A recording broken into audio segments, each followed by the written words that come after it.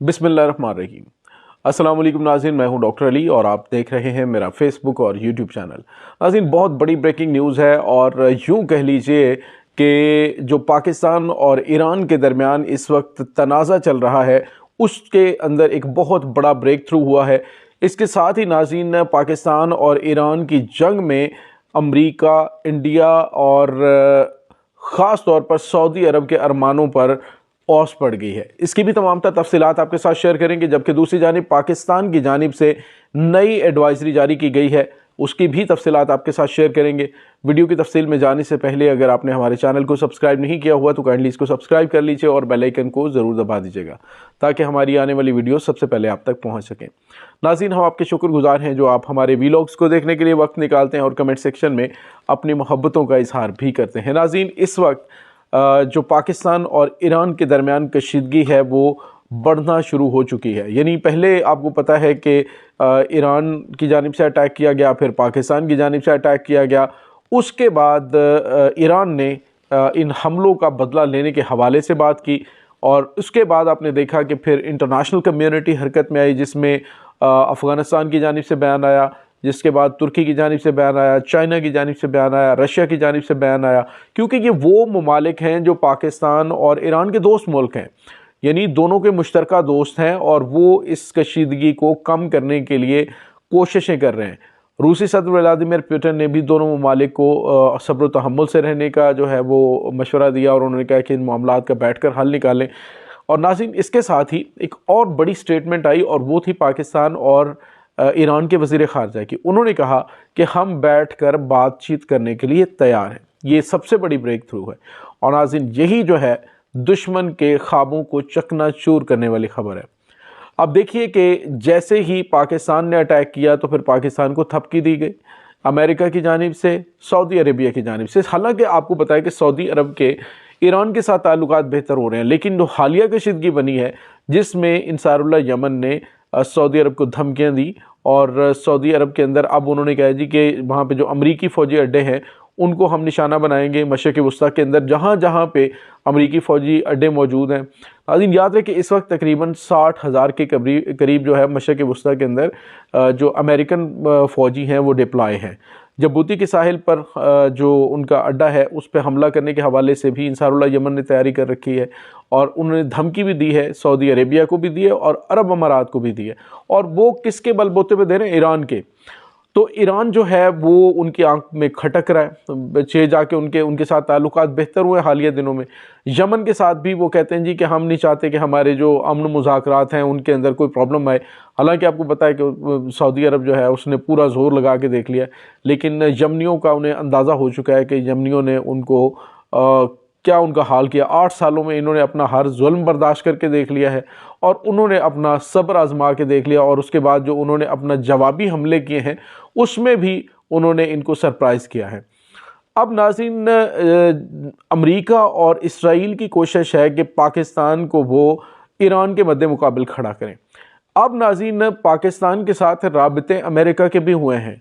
America ये चाहता है कि पाकिस्तान ईरान के साथ कशीदगी को बढ़ाए, पाकिस्तान ईरान के साथ कशीदगी को इतना बढ़ाए कि ये बात नौबत जंग तक चली जाए। और आपको पता है कि वो हमेशा अपने मकासद के लिए यूज़ करता है।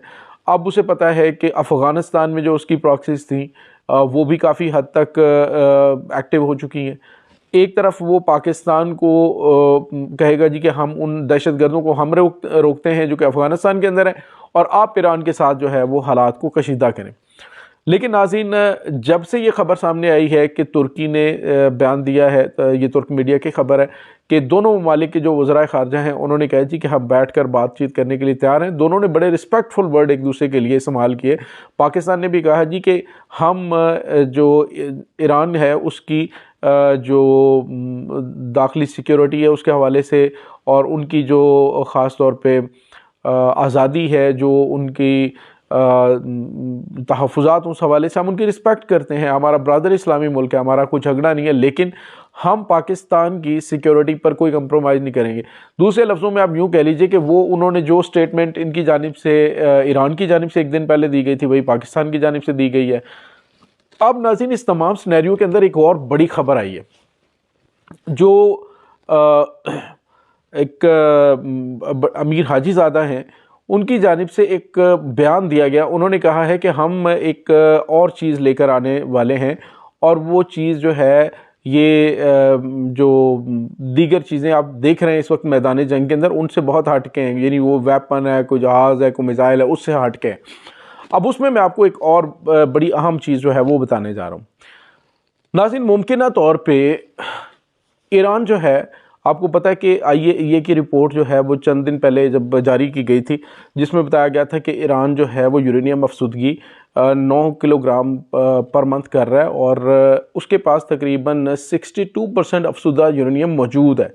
अफसुदा यहाँ पे ये बताते चले कि उन्होंने कहा था कि 42 के ऊपर भी एटम बम बन सकता है।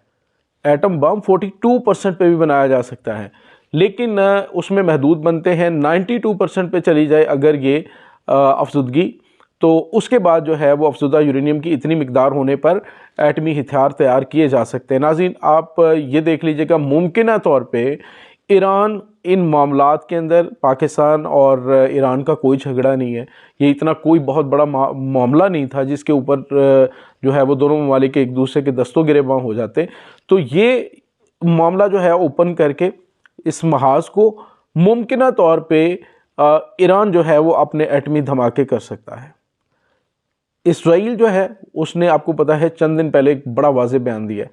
उन्होंने कहा है कि हम किसी सूरत भी ईरान को एटमी ताकत नहीं बनने देंगे, और उसने कहा जी कि हमारी लड़ाई जो है हमास के साथ नहीं है, हमारी लड़ाई गज़ा के फ़लस्तीनियों के साथ नहीं है, हमारा दुश्मन ईरान है, और ईरान के साथ हमने जंग लड़नी है। और अमेरिका से उसने कहा कि तुम्हारा और मेरा दोनों का मुश्तरका दुश्मन है। नाज़रीन, इस वक्त जब उन्होंने देखा कि हमने उनका एक अहम तरीन कमांडर जो है वो शाम के अंदर शहीद कर दिया, उसके बाद हमने जो हमास के नायब सरबराह हैं उनको हमने शहीद कर दिया, उसके बाद उन्होंने इंसारुल्लाह यमन जो हैं उनके 10 फौजी जो है वो शहीद कर दिए।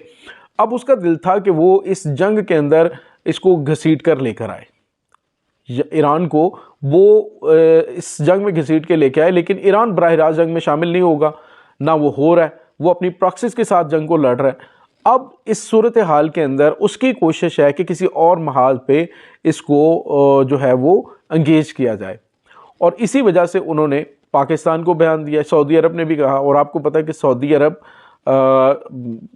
किसकी ज़ुबान बोलता है। पाकिस्तान में उसने $10 अरब की रिफाइनरी कायम करने के लिए कहा, पाकिस्तान ने जब गवादर साइट के ऊपर उनको साइट दे दी। अब पाकिस्तान ने अमेरिका के साथ इमरान खान की थोड़ी सी खटबट हुई, इसके साथ ही उन्होंने कह दिया जी कि वो यहाँ पे हम नहीं कायम करेंगे, हमें तो आप जो कराची पोर्ट है उसके ऊपर जगह दें। यानी इतनी जगह वहाँ पे अवेलेबल नहीं थी। दूसरे लफ्ज़ों में उन्होंने इनकार किया।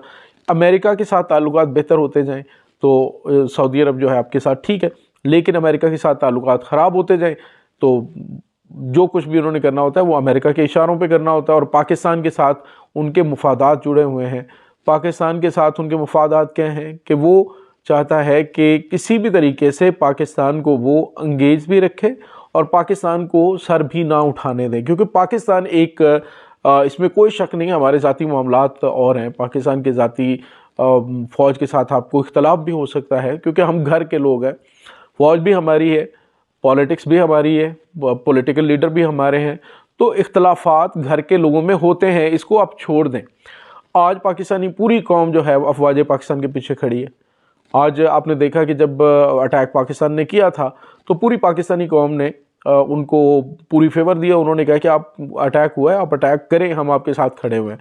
तो नाज़रीन, ये जो मामला है इसको अब सऊदी अरब चाहता है कि किसी तरीके से इस जंग को एक बार फिर पाकिस्तान में लाया जाए। पाकिस्तान की इकनॉमिक क्राइसिस अपनी जगह पे, लेकिन पाकिस्तानी क़यादत को इंतहाई सोच समझ कर कदम उठाना चाहिए। डॉलर भी मिल जाते हैं, लेकिन उन डॉलरों के बदले जो पाकिस्तान को नुकसान उठाना पड़ा है, आपने देखा कि 82,000 जानें कुर्बान करनी पड़ी पाकिस्तान को।